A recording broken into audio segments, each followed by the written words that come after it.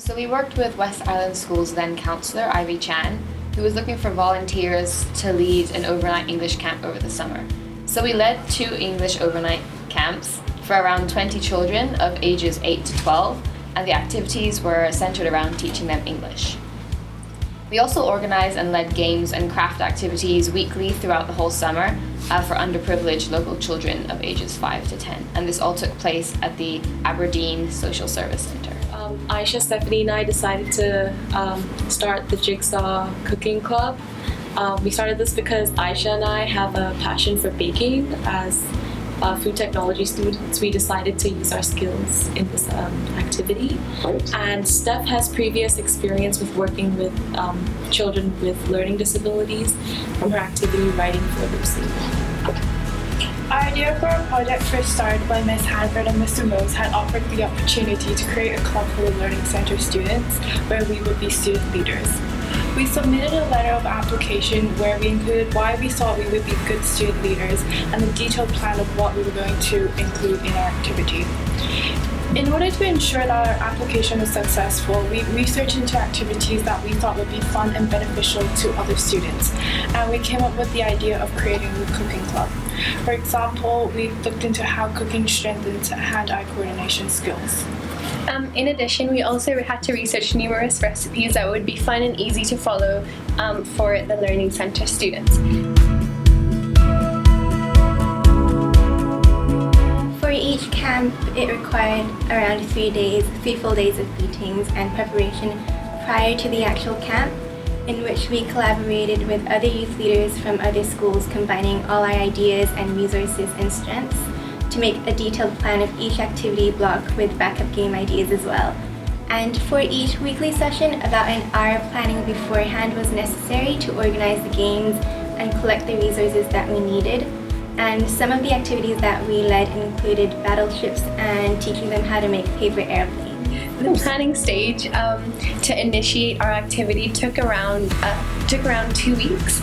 We worked on logistics and recipes, costs and equipment, and basically how we would run the activity.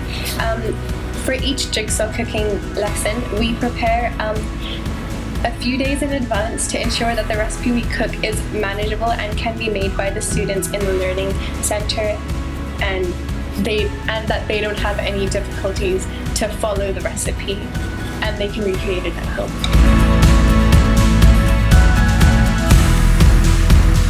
Well, the majority of the children's English was very, very limited, so it was a challenge to make the activities simultaneously simple but engaging.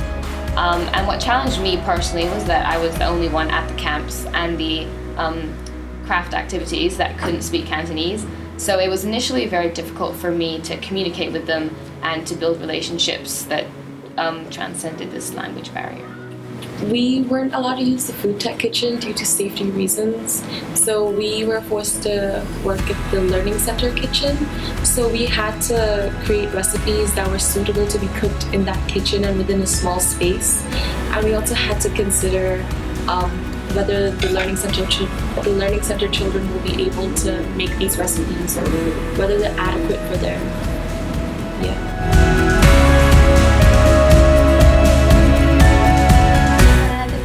Could make 20 children happy by just spending an hour of our time in the summer was really nice. There hasn't been necessarily a particular moment, however, the fact that we conducted the activity in a small space with limited equipment and still enabled the activity to be enjoyable to all has made us quite proud.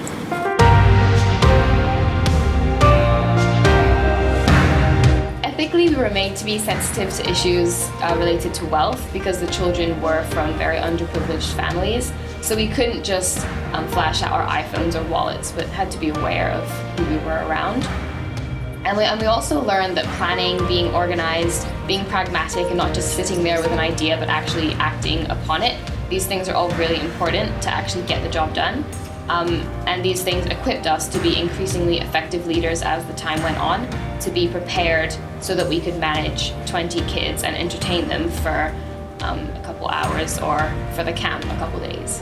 we learned how to enhance our organization skills because it does take a lot of organizing prior to the activity taking place. We had to organize equipment, recipes, stuff like that. And ingredients as well, and costs, and had to be manageable as well. So we did develop our organizational skills quite a bit.